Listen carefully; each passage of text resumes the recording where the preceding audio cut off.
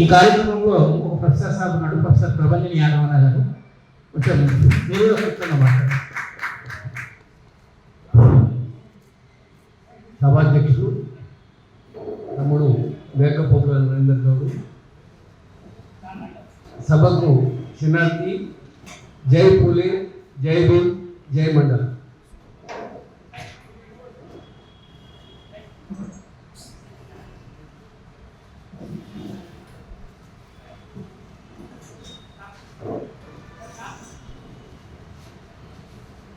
ఇవాళ ప్రొఫెసర్ తిరుమల గారు అద్భుతమైనటువంటి ఉపన్యాసం చేశారు. నేను ఇదే విషయము గడిచిన 12 సంవత్సరాలుగా చెప్తూనే ఉన్నాను. 2011 నుంచి కంటిన్యూస్గా మనం రాజకీయ పార్టీ పెట్టుకుంటేనే మన సమస్యలన్నీ పరిష్కారం అవుతాయి, పరిష్కారమయ్యే దిశలో మనం పయనించవచ్చు. ఎందుకంటే భారత రాజ్యాంగం ప్రకారము భారత ప్రభుత్వంలో 3 విభాగాలు. నేను ఎప్పుడు చెప్తున్నా, మళ్ళీ ఒకసారి నెంబర్ 1 శాసన వ్యవస్థ. ఈ దేశంలో చట్టాలు చేయడము, నిర్ణయాలు తీసుకోవడము, నిర్ణయాధికారం శాసన వ్యవస్థలో ఉంటుంది. అదొక కార్యనిర్వాహక వ్యవస్థ. అటెండర్ దగ్గర నుంచి ఐఏఎస్ ఆఫీసర్కి చేసే ప్రతి ఉద్యోగి అంటే ఎవరైతే శాసన వ్యవస్థ ఉంటారో వాళ్ళు తీసుకున్న నిర్ణయాన్ని వీళ్ళు అమలు చేయాల్సిందే, దాన్ని వ్యతిరేకించడం కూడా వీల్లేదు. 3వది న్యాయ వ్యవస్థ. అది కలిసి పక్కన పెట్టేది. మిత్రులారా, చిన్నప్పుడు మనం బళ్ళె పోయినప్పుడు బళ్ళె టీచర్లు కానీ, ఆ తర్వాత అమ్మ నాయన కానీ, బిడ్డ నువ్వు బాగా చదువుకుంటావు, నువ్వు డాక్టర్గా, ఇంజనీర్గా, నువ్వు ఐఏఎస్గా, లాయర్గా, జర్నలిస్ట్గా అని చెప్పి ఎంకరేజ్ చేస్తారు. కానీ రాజకీయం చేయమని ఎవరైనా ఎంకరేజ్ చేసిందా? ఎవరు చేయలేదు. మంచిగా చదువుకొని చివరికి నీకు ఐఐటీనే అయ్యి, కానీ రాజకీయం మాత్రం ఇవ్వద్దని చెప్పి. అంటే వాళ్ళు అప్పుడున్న టీచర్లు అంతా ఆధిపత్య కులాల వాళ్ళే. అప్పుడు చదువుకునేదానికి వచ్చే వాళ్ళలో మనం బీసీలము, ఎస్సీ, ఎస్టీ మైనారిటీలో ఉన్నాం కనుక వీళ్ళకి ఎక్కడ రాజకీయం ఉండబడితే రాజకీయం చేస్తారు, చేస్తే మనకు అవకాశాలు ఉన్నాయనే ఒక కుట్రతోటి, దుర్బుద్ధితోటి వాళ్ళు వివరించారు. ఒక 2 మిత్రులు టీచర్లు ఒకే చోట పనిచేసిండ్రు. ఒక టీచర్కి 2 కొడుకులు. 2 కొడుకుల్లో పెద్దోడు చాలా బుద్ధిమంతుడు, టీచర్ కొడుకు ఉండాల్సిన లక్షణాలు అన్నీ ఉన్నాయి, చాలా క్రమశిక్షణతో ఉండేవాడు. చిన్నోడికి అసలు ఆలోచనలు లేవు. ఇటు పోయి గొడవలు తెచ్చేవాడు, అటు పోయి గొడవలు తెచ్చేవాడు, తిట్టు కొట్టాలి, కళ్ళు పడేది, ఈ విధంగా వచ్చేవాడు. సో రిటైర్డ్ అయిపోయినాక 2 టీచర్లు ఒక చోట కలుసుకున్నారు. కలుసుకొని, సార్ మీ పెద్దోడు చాలా బుద్ధిమంతుడు ఉండే కదా, బాగా టీచర్ కొడుకు అంటే ఇట్లా ఆవేశంగా కొట్టుకుని చూపెట్టేది, ఆయన ఏం చేస్తున్నాడు ఈ అబ్బాయి అంటే, వాడు చాలా కష్టపడ్డాడండి, బాగా చదువుకున్నాడు, అన్నింటిలో ఫస్టే వచ్చాడు, వాడు ఐఏఎస్ పాస్ అయ్యాడు. ఐఏఎస్ పాస్ అయ్యి సెక్రటరీ చేస్తున్నాడు. సెక్రటరీ ఎక్కడ చేస్తున్నాడు అంటే మా చిన్నోడి దగ్గర. చిన్నోడు 10th ఫెయిల్ అయ్యాడు, ఇంటర్మీడియట్ ఫెయిల్ అయ్యాడు, డిగ్రీ ఫెయిల్ అయ్యాడు. వాడు ఈ గోళ్ళు ఆ గోళ్ళని రాజకీయాల్లో వీళ్ళు రాజకీయాల్లో పోయి వాడు ఎమ్మెల్యే అయ్యాడు, మంత్రి అయ్యాడు. వీడు బుద్ధిగా చదువుకునేవాడు, ఐఏఎస్ పాస్ అయ్యి సెక్రటరీగా ఈ చిన్నోడు ఈ దుర్మార్గుడి దగ్గర వాడు సెక్రటరీగా పనిచేస్తూ వీడు మంత్రి. మిత్రులారా, ఇవాళ నేను ఇచ్చే సందేశం ఏంటంటే, మంచి వాళ్ళము, చిన్నప్పటి నుంచి బుద్ధిగా చదువుకున్న వాళ్ళము, మసులుకున్న వాళ్ళము, జ్ఞానం అనేది తెలిసిన వాళ్ళము వాళ్ళ రాజకీయాలకు రావాల్సిన అవసరం ఉన్నది. చాలామంది వాళ్ళ యూనివర్సిటీలో విద్యార్థులు 1, 2, 3 డిగ్రీలు చేసి కూడా వాళ్ళు కుర్చీలకి గొలుసులు పెట్టుకుని, చెట్ల కట్టేసుకొని, ఇంకా కిటికీ దగ్గర కట్టేసుకొని కూర్చొని చదువుతున్నారు. ఏం చదువుతున్నారు? గ్రూప్స్ కోసం ప్రిపేర్ అవుతున్నారు. డిగ్రీ చదివిన రేవంత్ రెడ్డి ఏమో రాజకీయాల్లోకి వచ్చి ఆయన ఎమ్మెల్యే అయ్యాడు, ఎమ్మెల్సీ అయ్యాడు, ఎంపీ అయ్యాడు, ఇవాళ ముఖ్యమంత్రి అయ్యాడు. మనోళ్ళు పిహెచ్డీ చేసి, ఎంఎల్ చేసి, బీటెక్ చేసి వాళ్ళంతా వచ్చి అయ్యా ఉద్యోగాలు ఏమని అనుకుంటున్నారు. కనుక ఇవాళ యువతరం ఆలోచించాలి. తెలంగాణ ఉద్యోగంలో అయితే 10-15 ఏళ్ళు మనము ప్రత్యేక తెలంగాణ రాష్ట్రాన్ని సాధించుకోవడానికి ఎట్లయితే మనం కష్టపడ్డామో, ఇవాళ యువతరము విద్యార్థులందరం మనలాంటి తెలిసిన వాళ్ళందరం కూడా మనం ఏం చేయాలి? ప్రత్యామ్నాయ రాజకీయ పార్టీ ఏర్పాటు చేసుకోవాలని ఏడాది నుంచి నేను ఒప్పుకుంటున్నా. మళ్ళీ ఒకసారి చెప్తున్నా, ప్రత్యామ్నాయ రాజకీయం అంటే ఆధిపత్య కులాల నాయకత్వంలో పనిచేయకూడదు. ఇవాళ కాంగ్రెస్ ఉంది రెడ్ల నాయకత్వం, బీఆర్ఎస్ ఉంది వెల్వ నాయకత్వం, టీడీపీ ఉంది కమ్మల నాయకత్వం, బీజేపీ ఉంది బ్రాహ్మణ నాయకత్వం. పాప మనకు ఓబీసీ ప్రధాని ఉన్నాడు అని చెప్తుంటాం. ఆయన ఎప్పుడు ఓబీసీల కోసం ఏం చేయలేదు. చట్టసభల్లో మండల కమిషన్ సిఫార్సులలో చట్టసభల్లో బీసీ రిజర్వేషన్ ఉన్నాయి, ఓబీసీ రిజర్వేషన్లు అది ఇంతవరకు పెట్టలేదు. పైగా మహిళా రిజర్వేషన్ బిల్లు ఆగిపోయింది 96లో. ఎందుకు? ఆ మహిళల కోటాలో మా బీసీ మహిళల వాటా ఏదని చెప్పేసి ఇద్దరు బీజేపీ ఎంపీలు కూడా, దత్తాత్రేయ అదొక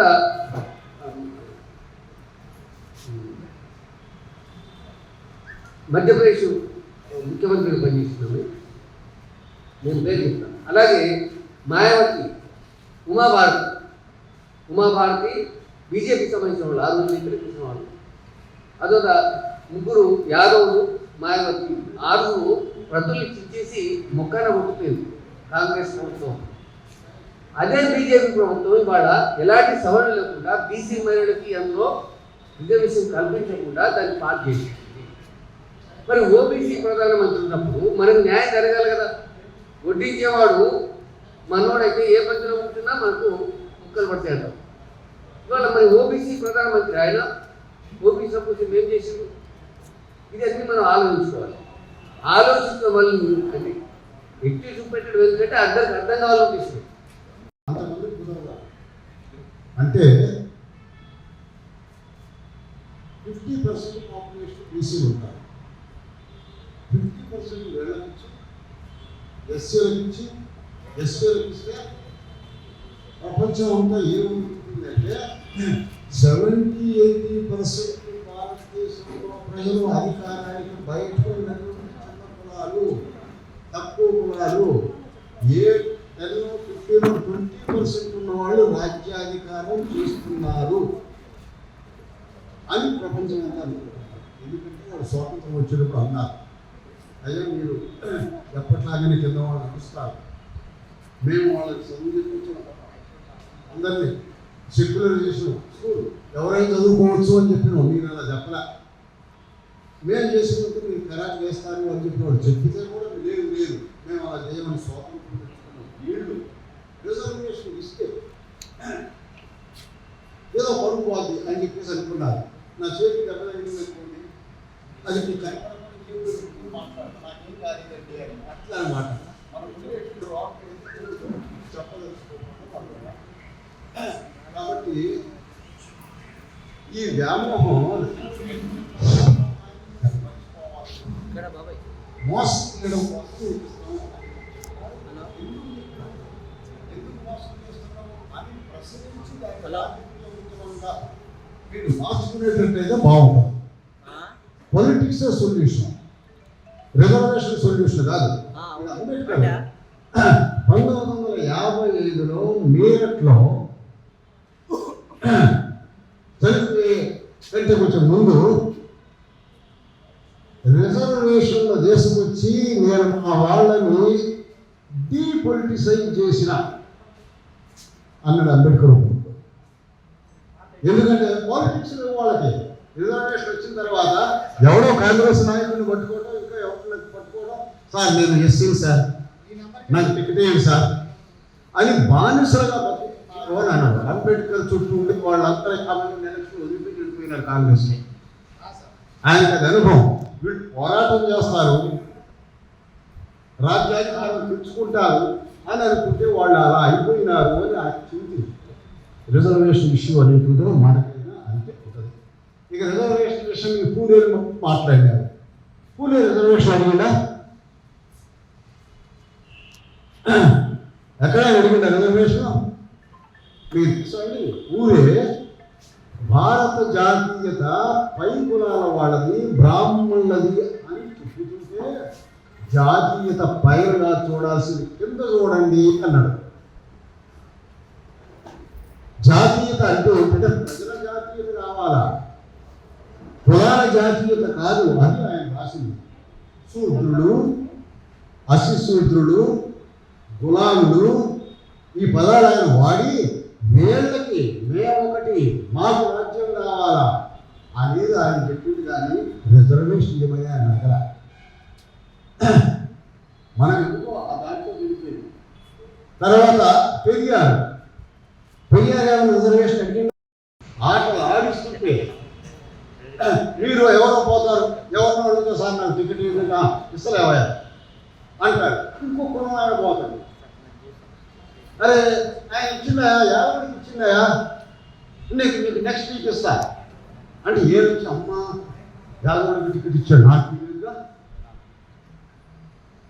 అనుకో. మీకు చూడండి తేడా డిఫరెన్స్ పెట్ట చూడండి. వెంటనే ప్రోత్సాహం పెట్టుకోవడం. ఈ ప్రోత్సాహాలు మళ్ళీ తెలుసు. ఒకవేళ 42% ఖచ్చితంగా అందరూ మోసం చేయకుండా అది ఉద్యమంగా చేయాలి. నేను కాదు, దాంతో వచ్చేది ఏమి లేదు. మీకు చూస్తూ ఇస్తారా? మీకు అధికారం ఇస్తారా? ఎవరైనా అధికారం ఇస్తారా? ఎవరు కూడా అధికారం ఇయ్యడు. అన్నం పెడతాడు, కావాలంటే మీకు అప్పిస్తాడు. అధికారాన్ని ఎవడు ఇయ్యడు. అధికారాన్ని గుంజుకోవాలి, తీసుకోవాలి. మీరు తీసుకోవాలనే ఉద్యమంతో ముందుకెళ్ళండి. రాజకీయంగా నేర్చుకోండి, పొలిటీషియన్లు అవ్వండి, బానిసలు అవ్వకండి. ఒక రిజర్వేషన్ ఇచ్చేటట్టు నాకు సికింద్రాబాద్ రిజర్వ్ కాన్స్టిట్యున్సీ నాకు వస్తుందనే టికెట్ అని అనుకోకండి. రిజర్వేషన్లో మంత్రులు అయిన వాళ్ళని, ఎమ్మెల్యేలు అయిన వాళ్ళని చూడండి, దగ్గర పోయి ఎలా మాట్లాడతారా? మనం చేస్తారయ్యా, మీరు ఆగండి, తొందరపడకండి. నేను మాట్లాడతా. ఉద్యమం రాకుండా వాళ్ళు మళ్ళీ ఆపుతారు. ఉద్యమం రానియరు. ఉద్యమం నేర్చుకోవాలి మనం. మాకు ఎందుకు ఎవరు అని అడగాల. అదే అంచనం కాదు మనకి. రాజ్యాధికారం తీసుకోవడం అనేటువంటిది. స్వాతంత్రం వచ్చిన 70 ఏళ్ళకి చదువుకున్న మనం వాళ్ళతో పాటు సమానంగా చదువుకొని యూనివర్సిటీ ఉద్యోగం చేసుకొని మన అయ్యల్లాగా పంచ సొక్కా వేసుకోకుండా ప్యాంట్ వేసుకొని షర్ట్ వేసుకొని ఇంగ్లీష్ మాట్లాడి ఐఏఎస్ పాస్ అయ్యి యూనివర్సిటీలో వచ్చి యూనివర్సిటీ ఉద్యోగం చేసి ఇంకా మాకేదో ఏంటి సార్ మీ బతకాలి సార్ మన తరఫున మాత్రం తగ్గదు. మనకి ఇప్పుడు తగ్గదు. 50 ఏళ్ళ కింద అన్నారు ఏదో కూలి పని చేసుకుంటున్నాడు, పిల్లడికి చదువు కావాలి, రిజర్వేషన్ లేకపోతే స్కూల్లో సీట్ రాదు కాబట్టి వాడి స్కూల్లో సీట్ వచ్చేటట్టు చూడాలా అని చెప్పి అప్పుడు అనుకున్నాం. ఈరోజు కాదు. ఒకవేళ వచ్చింది అనుకో, తిరిగి లేయర్లో మనకి హీరో మీరు చదువుకున్నారు కదా, ఉద్యోగం చేశారు కదా, మీకెందుకు ఇంకా అంటారు, కొట్టేస్తారు. ఎవరైనా మీకు రిజర్వేషన్ ఇస్తాను అంటే దయాదాక్షిణ్యంగా ఇస్తారు. దయాదాక్షిణ్యంగా రాజకీయం చేయాలి. నాయకులు దేశాన్ని చర్చించాలి, ప్రజాస్వామ్యాన్ని నిర్మించాలి. మీరు కాదు బాగుపడటం. నాకు ఏదో వస్తేనే బాగుపడతాను కాదు. సమాజాన్ని ఎప్పుడు బాగుపరుస్తాం?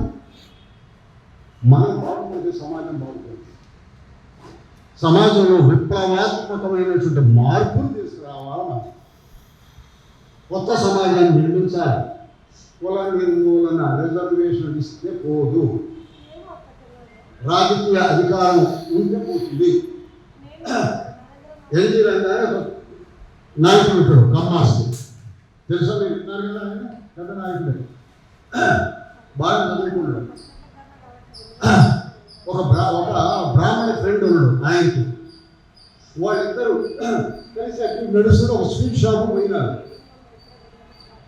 పోయిన తర్వాత ఎన్టీ రంగా స్వీట్ కొన్నాడు. కొని ఒక ప్యాకెట్ రంగా తీసుకుని ఒక ప్యాకెట్ బ్రాహ్మణ పిల్లాడికి కట్టించి వీడు స్వీట్ తీసుకొని అది తినుకుంటూ ఇంకో ప్యాకెట్ అలా పట్టుకొని ఆ బ్రాహ్మణ పిల్లాడికి దిగిపోయింది.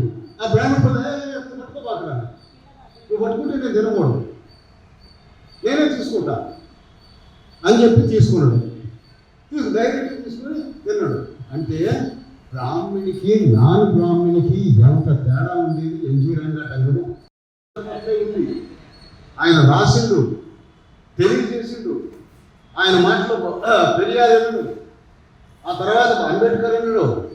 అవార్డు కంటే ఈ రోజున ఆ లెగసీ అనమాట, ఒక కొత్త లెగసీ. అడుగుతుండయా అని చెప్పలే, పోరాటం చేయండి అన్నాడు. అదిరించి బెదిరించింది. ఆ రోజుల్లో ఎంతమంది ఉన్నారు వాళ్ళ కింద? ఈరోజు ఎంతమంది చేసుకుంటారు పెట్టుకున్నారు, ఎంత ఫాలోయింగ్ ఉంది. అంబేద్కర్ పోతుంటే 10 మంది కూడా అనుకుండేవాళ్ళు కాదు. ఈరోజు చూడండి ఎంతమంది ఉన్నారు, ఎంతమంది ఎస్సీ నాయకులు పోతుంటే ఎంతమంది వస్తున్నారు. అంత క్రౌడ్ ఉంది, అంత తెలివి ఉంది, అంత చదువుకున్నాం. వాళ్ళతో పాటు మనం కూడా ఫస్ట్ క్లాస్ వస్తున్నాం, ఉద్యోగాలు చేస్తున్నాం, వ్యాసాలు రాస్తున్నాం, ప్యాంటు షర్ట్ చేసుకొని ఇంగ్లీష్లో మాట్లాడుతున్నాం. కానీ రాజకీయం నేర్చుకోవాలి. రాజకీయం నేర్చుకోవాలని నేను 42% ఎందుకు ఇవ్వని నిలబెట్ట మోసం చేయడం కోసం మాట్లాడతారు. విన్నారా? రాహుల్ గాంధీ బలంగా మాట్లాడారు, రాష్ట్ర సెన్సస్ కావాలని మాట్లాడుతుంది. ఎందుకంటే వాళ్ళు ఎందుకంటున్నారు, బీజేపీని పడగొట్టారు, పెద్ద సంఖ్యలో బీసీలు లాక్కోవాలి అనే దాంట్లో అన్నప్పుడు సెన్సస్ చేస్తే మనకు చాలా విషయాలు తెలుస్తాయి. మేము కూడా అడిగినాం, రేవంత్ రెడ్డిని పోయినాం, అడిగినాం, మాట్లాడినాం, సెన్సస్ ఎలా చేయాలని చెప్పినాం, ఫార్మాట్ తయారు చేసి బీసీ కమిషన్కి ఇచ్చాం. మేము ఏం చెప్తున్నాం, అందులో ఏం చెప్తున్నామంటే కులంతో పాటు ఆస్తి పదవులు రెండు చెప్పాలి. అంటే స్వాతంత్రం వచ్చినాక పదవులు ఎవరి చేతిలో ఉన్నాయి, ఆస్తులు ఎవరి చేతిలో పోయి అనేది మనకు తెలవాలి. దాంట్లో మనకు ఊరికేది ఏం లేదు, కానీ మనకు చైతన్యం వస్తుంది. నిన్నాళ్ళ బట్టి అనుభవించారా వీళ్ళు, మనకి ఏం లేదా అనే భావన మనకు రావాలి.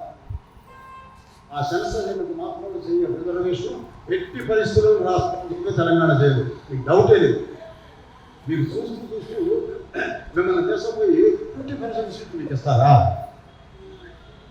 50% మంత్రులు మిమ్మల్ని చేస్తారా? ఎస్సీ ఎస్టీలు చేసి మిగతా వాళ్ళందరూ చేసి ఒక కమ్మాయ ఒక మంత్రి, రెడ్డాయన ఒక మంత్రి, వెలమాయన ఒక మంత్రి, మీరు 5 మంత్రులు అవుతారా? జరుగుతుందా? ఎక్కడైనా ఊహించండి మీరు. జరుగుతుందా? జరుగుతుంది. మీరు ముఖ్యమంత్రి అయితే జరుగుతుంది. ఇదిగో రా, నీకు రిజర్వేషన్ ఇస్తా రా అని చెప్పేసి ఒకరికి ఇస్తారు, ఒక అమ్మాయికి ఇస్తారు. ఆ సిచ్యువేషన్ ఓవర్ టర్న్ చేయండి, రాజకీయాలు ఓవర్ టర్న్ చేయండి. మీ అమ్మా నాన్నలకు శాంతి పెట్టండి, వాళ్ళు కష్టపడ్డారు, ఏడిపిస్తే ఏడ్చారు, వాళ్ళ ఆడవద్దు, వాళ్ళకి చేతకాలి, మనకి చేతనైంది, చదువుకుంటాం వాళ్ళతో పాటు. వీళ్ళకి చెప్పండి, వాళ్ళందరూ చెప్పాలి, మీకు మేము వ్యతిరేకం కాదు, అవ్వాలి, తెలివితేటలతో మాట్లాడాలి. ప్రజల సమస్య మేము పరిష్కారం చేస్తాం, కుల సమస్య మేము పరిష్కారం చేస్తాం అని ముందుకెళ్ళాలి, అందరికీ చెప్పాలి. సామాజిక న్యాయం తీసుకొస్తాం అని చెప్పేది నాయకత్వ లక్షణాన్ని ఏర్పరుచుకొని మనం సమస్యకు పరిష్కారం చేయాలి. ఈ జనరేషన్ మళ్ళీ మన కొడుకు జనరేషన్ తీయకండి ఇబ్బందులు, మీరు సాల్వ్ చేసుకోండి. అది మీరు రాజకీయ చైతన్యం తెచ్చుకొని రాజకీయాలు నేర్చుకొని, రాజకీయం అన్నిటికంటే కష్టమైంది. పిహెచ్డి థీసిస్ రాయడం కష్టం అని నేను అనుకున్నా. రాజకీయం చాలా ఒప్పించాలి, నైపుణ్యంతో మాట్లాడాలి, చాకచక్యంతో మాట్లాడాలి, దగ్గరికి తీసుకోవాలి. మనం ఏం చేస్తున్నాం, రాజకీయ నాయకుడు ఏమి చేస్తున్నాడో అవతల వాడికి తెలవకుండా చేస్తున్నాడు. అది రాజకీయ వాడు ఏం చేస్తున్నాడు. చెన్నారెడ్డి ఎవడో గొంతు కోస్తుందో తెలవస్తుంది. చెన్నారెడ్డి కాదు, సంజీవ్ రెడ్డి. సంజీవ్ రెడ్డి తన ప్రకాశాన్ని కథం చేసిండు, గోగురు రామకృష్ణారావుని కథం చేసిండు, పక్కానే ఉంటుండు. గోగురు రామకృష్ణారావు గారు దండం పెట్టాలని మీ వల్ల నేను వస్తుంది, మీ పేమెంట్ కదండి నాకు తెలిసింది అని మాట్లాడాడు. ఈజీ రేడా, ఈజీగా పోవా అంటే పోతాడు, మరి వీడు పోదు. అట్లా చేశాడు. ఎవరు పిలిచి రామకృష్ణారావుని వాడు బిడ్డ మాట్లాడి ఎదురు మాట్లాడి నాశనం అయిపోతామని చెప్పాడు. సంజయ్ రెడ్డిని నాశనం చేస్తాడు రా, అక్కడ ప్రకాశం నాశనం చేసిండు, మీరు నాశనం చేస్తాడు. ఏంటంటే మేము తెలుగువాళ్ళం ఇచ్చేవాడు, తెలుగువాళ్ళమండి అని ఎవరితో చెప్పాడు. నేను చెబుతున్నా, నువ్వు కథం ప్రకాశాన్ని కథం చేసిండు, నేను కాబట్టి సామాన్యుడు కాదు వాడు. అని చెప్తే లేదండి నేను నా మాట ఇంకా ఆయన నాకు చెప్పి నన్ను ముఖ్యమంత్రి చేస్తానండి. ఆంధ్రప్రదేశ్ కదా ముఖ్యమంత్రి ఊరుకుల రామకృష్ణరావు చేస్తానని అన్నాడట అని చెప్పేసి వచ్చింది. ఇప్పుడు ఎంత తిరుగుతుందా సంజీవరెడ్డికి ఇక్కడికి వచ్చేసిండు. రాష్ట్రం అయిపోయింది. 2 అసెంబ్లీలు, ఆంధ్రప్రదేశ్ అసెంబ్లీ, తెలంగాణ అసెంబ్లీని హైదరాబాద్లో కన్వీన్ చేసినారు. రెండింటికి ఎదురు ముఖ్యమంత్రి ఎన్నుకుంటున్నారు. నేను మాట్లాడకుండా ఊరుకుల రామకృష్ణరావు పక్కన ఏం ముఖ్యమంత్రిలా కూర్చున్నాడు. ఊరుకుల రామకృష్ణరావు నా కదండి నా చూసి ఎవరు చూసి ఎన్నుకుందాం, ముఖ్యమంత్రిని చూస్తున్నాం అంటే ఎవరినో పిలిచాడు. ఎవరు ముఖ్యమంత్రి అయితే బాగుంటుంది చెప్పు అని ఎవరో మనిషి కూడా చెప్పించాడు. ఎప్పుడు లేచాడు, మనం కలిసిపోవాలి, మనం తెలుగువాళ్ళం, 2 రాష్ట్రాలుగా ఉండొచ్చు, ఒక రాష్ట్రంగా ఉండాలా, ఇంత కష్టంగా ఉన్న రాష్ట్రంలో తెలంగాణ వేరుగా ఉంది, ఆంధ్ర వేరుగా ఉంది, ఈ రెండింటినీ కలుపుకుపోయేటువంటి సమర్థత సంజీవరెడ్డి గారికి.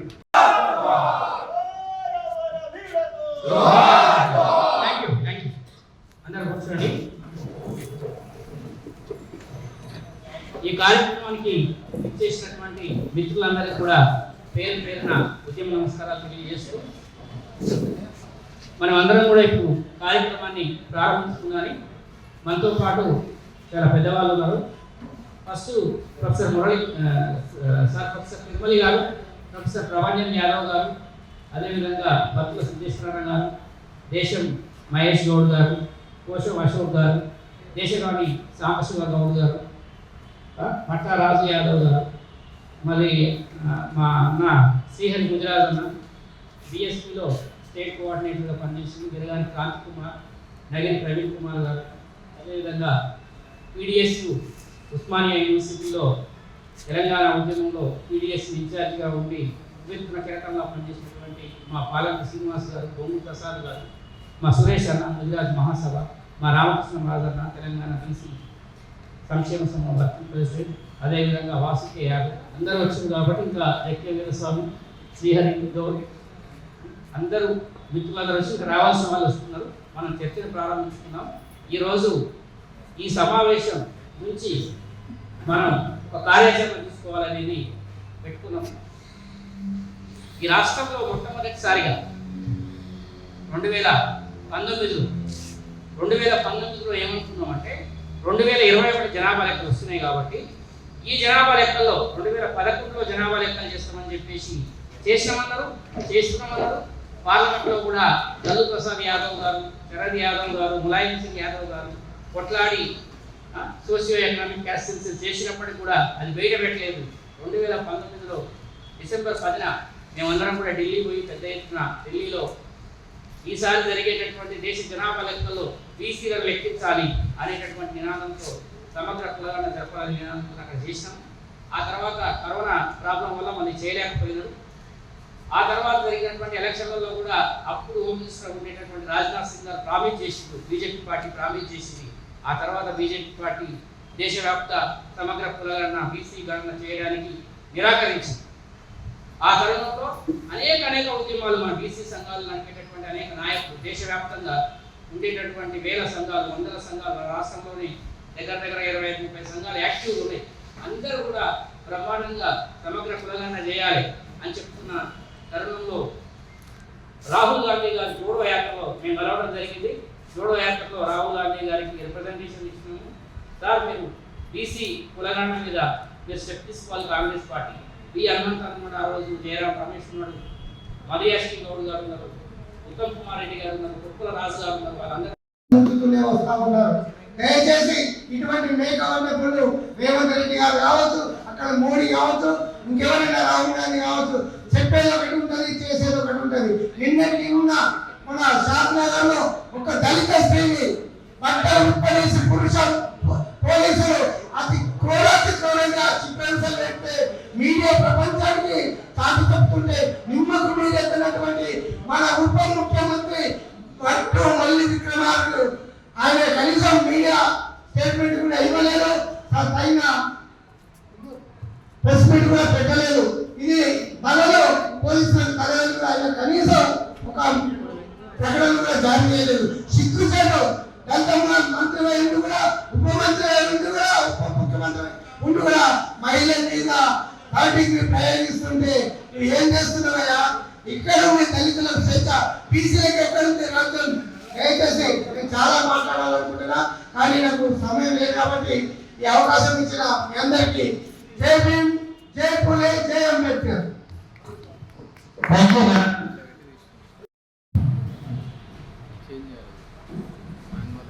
కార్యక్రమానికి సభాధ్యక్షత వహిస్తున్న మన మేకపోతు నరేంద్ర గౌడ్ గారికి, అలాగే వారి మిత్ర బృందానికి కూడా పేరు పేరున ఉద్యమంలో వందనాలు తెలియజేసుకుంటూ, అలాగే ఈ కార్యక్రమానికి చేసిన వివిధ సంఘాల నాయకులందరికీ కూడా ధన్యవాదాలు చెప్పుకుంటూ, నిజానికి ఈరోజు మనం అందరం కూడా కామారెడ్డి డిక్లరేషన్ అమలు చేయాలని చెప్పి చాలా పెద్ద ఎత్తున కూడా అనేక సంఘాలు ఇవాళ పెద్ద ఎత్తున రాష్ట్ర వ్యాప్తంగా రకరకాల పద్ధతుల్లో ఇవాళ ఉద్యమాలు చేస్తున్నాయి.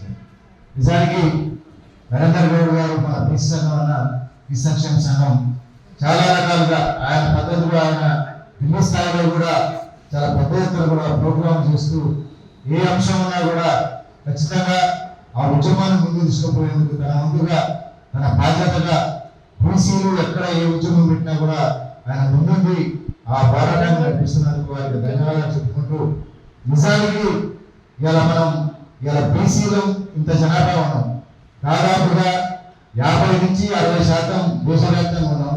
నిజానికి మన తెలంగాణలో అయితే 60% దాకా ఉన్న పరిస్థితి. ఎట్లయితే సమగ్ర సర్వేని బయటపెట్టలేదు. సమగ్ర సర్వే నిజంగా బయటపెట్టినట్టయితే అసలు బీసీలు ఎంతమందిలో అప్పుడు దాన్ని బయట బీసీల లెక్కలు తేలకపోవడానికి దాని భాగంగా బీసీ కులకరణ చేయాలని చెప్పి చాలా పెద్ద ఎత్తున డిమాండ్ వస్తుంది. కానీ ఎవరు చేయకుండా పరిచయం పెట్టడానికి మన వాటా మనకు ఇచ్చినప్పుడు మేమెంతో మాకంతా వాటని చెప్పి అడుగుతారు. బీసీల చేతుల్లో ఒక ఓటు అనే వజ్రాయుధం ఉంది, అతి పెద్ద ఓటు బ్యాంకు వజ్రాయుధం ఉంది. ఆ వజ్రాయుధాన్ని వాళ్ళకు వాళ్ళు వేసుకున్నప్పుడు ఖచ్చితంగా ఈ యొక్క రాజ్యాధికారం మన చేతిలోకి పోతుంది. కాబట్టి ఈ లెక్కలు బయట రానివద్దు, ఈ లెక్కలు కూడా బయట చెప్పొద్దు అని చెప్పి గత ప్రభుత్వాలు కావచ్చు, ప్రస్తుత ప్రభుత్వాలు కావచ్చు, రకరకాలుగా మొదలు పెడుతూ మోసాలు చేస్తూ ఇలా బీసీ సమాజాన్ని రకరకాలుగా కూడా అంటే రాజకీయంగా ఎదుర్కోకుండా ఎలాంటి అవకాశాలు ఉన్నాయో అలాంటి అవకాశాలన్నీ కూడా ఉపయోగించుకున్న పరిస్థితి ఇలా మన కళ్ళ ముందులో కనబడుతున్నది. నిజానికి నేను empowerment of backward classes study of post 73rd constitutional amendment act in Nalgonda district అని చెప్పి పిహెచ్డి పరిశోధన చేసి ఉస్మాన్ యూనివర్సిటీ నుంచి డాక్టరేట్ తీసుకోవడం జరిగింది. నిజంగా నేను చెప్తున్నా, నేను పిహెచ్డి చేసే సమయంలో చాలా గ్రామాలు తిరిగిన, ఏ గ్రామం వెళ్ళినా కూడా దాదాపుగా 70 నుంచి 80% బీసీలే కనబడుతుంది. మరి వాస్తవంగా ఇవాళ మనం 50 నుంచి 60% అనేది మన ఊహాగాన లెక్కలు. అసలు లెక్కలు తీస్తే చాలా పెద్ద అంటే కొన్ని గ్రామాలు కూడా బీసీ జనాభాలో ఉన్న పరిస్థితి. చాలా నియోజకవర్గాలు దాదాపు 1,50,000 2 లక్షలు ఉంటే 1,50,000 ఓట్లు బీసీలే ఉన్నాయి. కానీ ఎవరైనా బీసీ పోటీ చేస్తే వాళ్ళకి కనీసం డిపాజిట్ దక్కట్లేదు. ఎక్కడ జరుగుతుంది లోపం? ఈ లోపం ఎక్కడ జరుగుతుందో కనీసం మనం కనిపెట్టలేని పరిస్థితిలో ఉన్నామంటే అదేం లేదు. గతంతో పోల్చుకుంటే మన తాత ముత్తాతలు కావచ్చు, తల్లిదండ్రులు కావచ్చు, వాళ్ళు నిరక్షరాస్యులు. మన జనరేషన్ వచ్చేటప్పటికి అంతో ఇంతో చదువుకున్నాం, మనకు జ్ఞానం వచ్చింది. ఇలా అంబేద్కర్ చెప్పినట్టుగా political power is the master key అని చెప్పి ఆ రాజ్యాధికారుల యొక్క ఋషి వాసనలు కూడా అక్కడక్కడ మనకు పుస్తకాల రూపంలో, వీడియో రూపంలో కూడా అన్ని అనుభవిస్తున్నాం. కానీ ఓటేసేటప్పటికి పరిస్థితి మారిపోతుంది. నేను దాదాపుగా ఇప్పటికీ 5 సార్లు పోటీ చేసిన ఎమ్మెల్యేగా. మొన్న 2 చోట్ల పోటీ చేసిన, హుజూర్నగర్లో పోటీ చేసిన, సిర్పూర్లో కూడా పోటీ చేసిన. ఎందుకంటే రాజ్యాధికారం అధ్యక్ష అన్నప్పుడు కనీసం మనకు ఆ సోయి ఉండాలి. ఆ సోయి ఉండాలన్నప్పుడు కనీసం పోటీ చేస్తే మనమేదో మనకు తెలుస్తున్న ఉద్దేశంతో నాకు శక్తి సరిపోకుండా కూడా 2 చోట్లలో పోటీ చేయడం జరిగింది. దాదాపుగా హుజూర్నగర్ నుంచి సిర్పూర్కి 400 కిలోమీటర్లు. ఒక రోజు ఆడుంటే ఒక రోజు మళ్ళీ ఉండేది. అంటే అలాంటి పరిస్థితి క్రియేట్ కావడానికి కారణం ఏంటంటే ఒక పెద్ద ఆయన బీసీలకు 60 నుంచి 70 సీట్లు ఇస్తారని చెప్పారు. కానీ కనీసం 20 సీట్లు కూడా లేని పరిస్థితి. ఈ నా పార్టీ రాష్ట్ర అధికార ప్రతినిధిగా ఉన్నప్పటికీ కనీసం నాకే సీట్లు ఇవ్వని పరిస్థితి ఇలా మన జరిగిన ఎలక్షన్ లో చూసాం. అంటే సీనియర్ నాయకులు బీసీ సంక్షేమ సంఘం విశ్వపతి గారి సందేశం కోరు.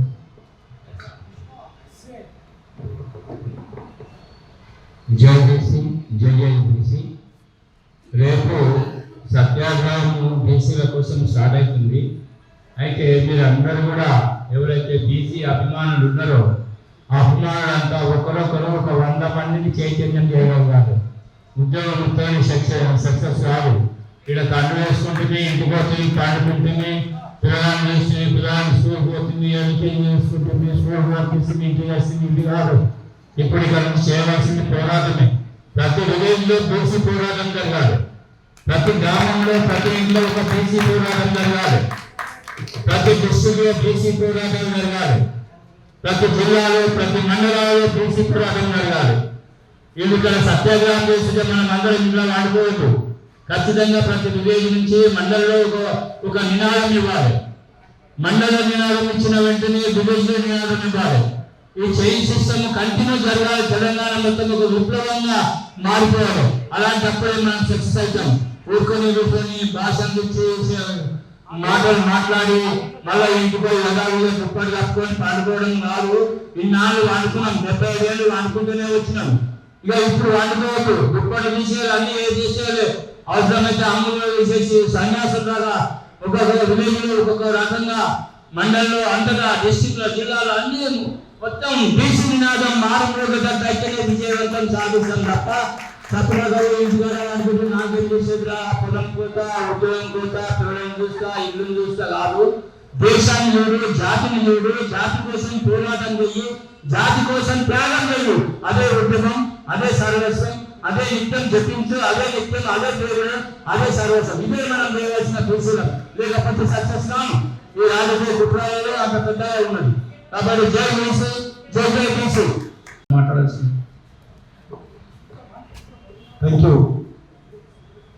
నరేందర్ గౌడ్ నాకు ఇప్పుడు కాదు, 20 సంవత్సరాలుగా నాకు అత్యంత సన్నిహితుడు.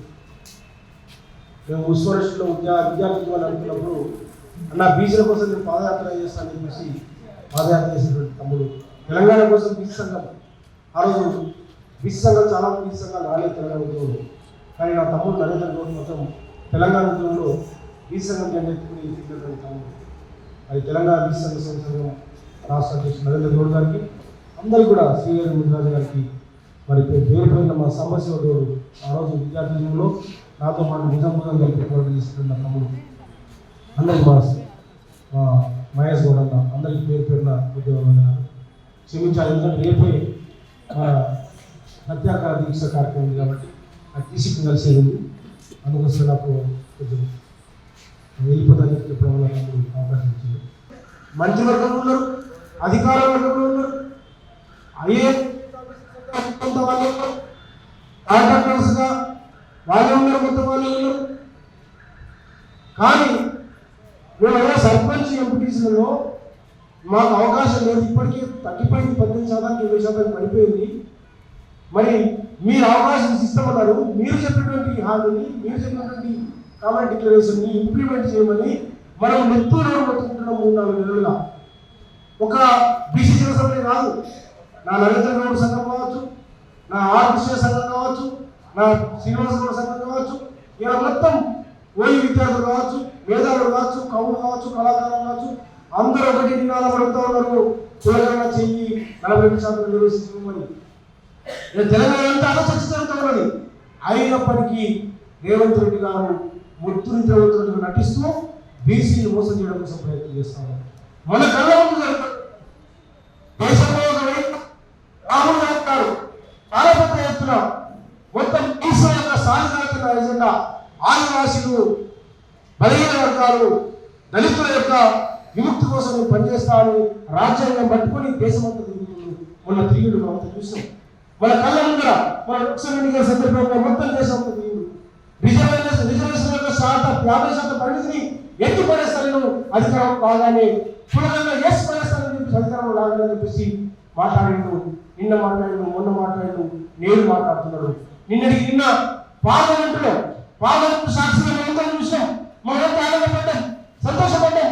అరే మన భాష మాట్లాడుతుండే, మన తరపున భాష, మన గుండెలో బాధని ఇలా రాహుల్ గాంధీ గారు వెళ్ళగలుగుతుందే, చాలా గొప్పగా మాట్లాడుతుందని చెప్పేసి మనమంతా అభినందించడము, ఆనందపడ్డము. నిన్న చూసి మీరంతా కూడా ఇదే రాహుల్ గాంధీ గారు కూడా మాట్లాడుతూ పార్లమెంట్ లో ఈ బీసీలను, ఆదివాసులను, దళితులను 19 నెట్టిండ్రు. ఆ రోజు 19 చంపిడ్రు. కానీ నేను ఈ వీళ్ళని, ఈ ఆదివాసిని, బీసీని, దళితుల్ని 19 చిక్కను వీళ్ళని అంతం కానిగారు. ఆ అభిమాని చంపిడ్రు. కానీ వీళ్ళని అర్జునులాగా బయటకు తీసుకొస్తా అని చెప్పేసి రాహుల్ గాంధీ గారు మాట్లాడి ఎంత ఇన్స్పిరేషన్ స్పీచ్, ఎంత గొప్పగా అనిపించిన స్పీచ్. కానీ రాహుల్ గాంధీ గారు ఎంత ఉన్నారు, మీరు ఎంత గొప్పగా మాట్లాడుతున్నారు ఢిల్లీలో, పార్లమెంట్లో. మరి ఈ జ్ఞానం మీకు ఉన్నటువంటి రాష్ట్రాలు 2-3 రాష్ట్రాలు ఇప్పుడు ముఖ్యమంత్రులు 2-3 రాష్ట్రాలు మాత్రమే ముఖ్యమంత్రులుగా మీ ఆలోచించిన వాళ్ళు ఉన్నారు. మరి ఈ రాష్ట్రంలో ఏం జరుగుతుంది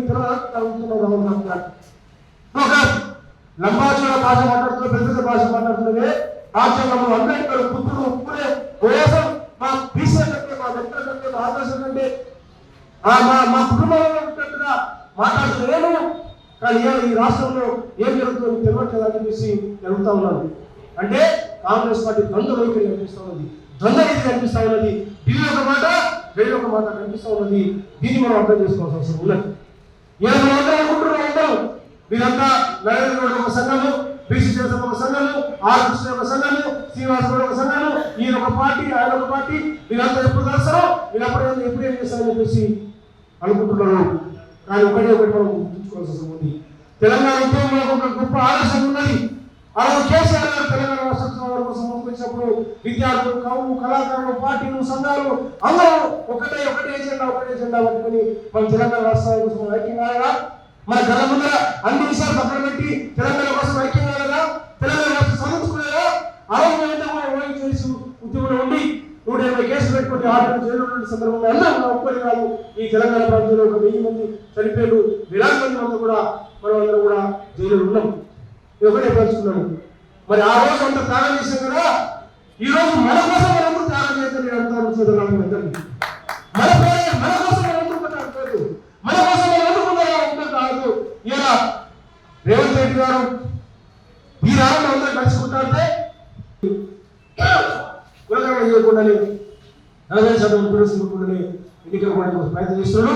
వారి యొక్క ఆదర్శము విష్ణుడి రామచంద్ర రెడ్డి గారి ఆదర్శం తప్ప మరొకటి కాదు. నేను రేవంత్ రెడ్డి ఒకటి విజ్ఞప్తి చేస్తాను, మీరు ఈ తెలంగాణ ప్రాంతంలో జార్జి రెడ్డి ఆదర్శం తీసుకోండి. ఈ తెలంగాణ ప్రాంతంలో ఒక రాజధాని లాంటి వాళ్ళు, ఈ తెలంగాణ ప్రాంతంలో ఒక జార్జి రెడ్డి లాంటి వాళ్ళు, ఈ తెలంగాణ ప్రాంతంలో ఒక ప్రథమ రెడ్డి లాంటి వాళ్ళు, అనేక మంది వీరులు ఈ తెలంగాణ గడ్డ మీద పుట్టిండు. సురాయ ప్రతాప్ రెడ్డి గారు, జనాల ప్రతాప్ రెడ్డి కాదు, సురాయ ప్రతాప్ రెడ్డి లాంటి వాళ్ళు కూడా ఈ తెలంగాణ గడ్డలు అందరి కోసం పెట్టారు. కాబట్టి వాళ్ళ యొక్క ఆదర్శాలు తీసుకోవాలి. మీరు దొడ్డుకుమరిగా చాకలేమన్నా సరైన ప్రపంచం యొక్క వారసత్వాన్ని కురిపిస్తుంటే మనము ఆ పోరాట వెలుగులో ఖచ్చితంగా కులగణన చేసేంత వరకు, స్థానిక సంస్థలు నిర్వహించేంత వరకు మనం కలిసినట్టుగా కొట్లాడము. ఖచ్చితంగా మనమంతా ఐక్యం ఉండాల్సిన అవసరం ఉన్నది. రాజ్యాంగ సందర్భం మనం అందరం ఎవరికి వాళ్ళగా సంఘాలు పెట్టుకుని కొట్లాడుతున్నాము. కానీ ఎవరిని విజ్ఞప్తి చేస్తాము, మనం కలపకపోతే, సంఘాలుగా మనం కలవకపోతే మన ప్రజలు కలిపే హక్కు, ప్రజల్ని అడిగే హక్కు మనకు లేదని చెప్పేసి నేను చెప్తా ఉన్నాను. అందుకోసం మనందరం కలవాల్సిన అవసరం ఉందని చెప్పేసి ఒక అడుగు ముందుకేసి ఏదైతే అందరూ వారికి ఆ చిన్న సంఘం ఉన్న పెద్ద సంఘం ఉన్న 2 రోజులతో కలుద్దాం, మీరు నాయకత్వం ఉంచండి, మీరే ఉండాలి అని చెప్పేసి ఆర్ కృష్ణ గారు పిలవడం జరిగింది. రేపు కాళేశ్వర శ్రీనివాసరావు గారిని పిలవడం జరిగింది. రేపు మా దీక్షకి మా నరేంద్ర బాబు గారిని పిలవడం జరిగింది. మా సిద్ధేశ్వరం పిలవడం జరిగింది. మా రాజు గారిని పిలవడం జరిగింది. అన్ని సంఘాలు, ఈ సంఘం, మా సంఘం, అన్ని కులాలు మనం అంతా రేపు ఒక్కసారి, రేపు ఒకటి రోజు కూడా చాలా ఇంపార్టెంట్. మీ అందరికీ విజ్ఞప్తి చేస్తాను, చేతులు జోడించి మీ అందరికీ విజ్ఞప్తి చేస్తాను. నేను అందరికీ మన రేపు అందరూ మన నాయకులు అందరూ అన్ని పార్టీలకు అతీతంగా రేపు ఒక్క దగ్గర మనం నిలబడి దీక్ష చేస్తూ తెలంగాణ పుట్టబోతు మీరు ఆలోచించండి. తెలంగాణ అందరూ కలిసినాము, పార్టీలకు అతీతంగా, జిల్లాలకు అతీతంగా రేపు కూడా సత్యాగ్రహ దీక్ష ద్వారా అందరం కలుద్దాము. అక్కడికి రండి, మన కార్యాచరణ పద్ధతులను చెప్పి తెలియజేస్తూ ఈ అవకాశం ఇచ్చిన అందరికీ పేరుగా ధన్యవాదాలు ముగిస్తాను. Thank you.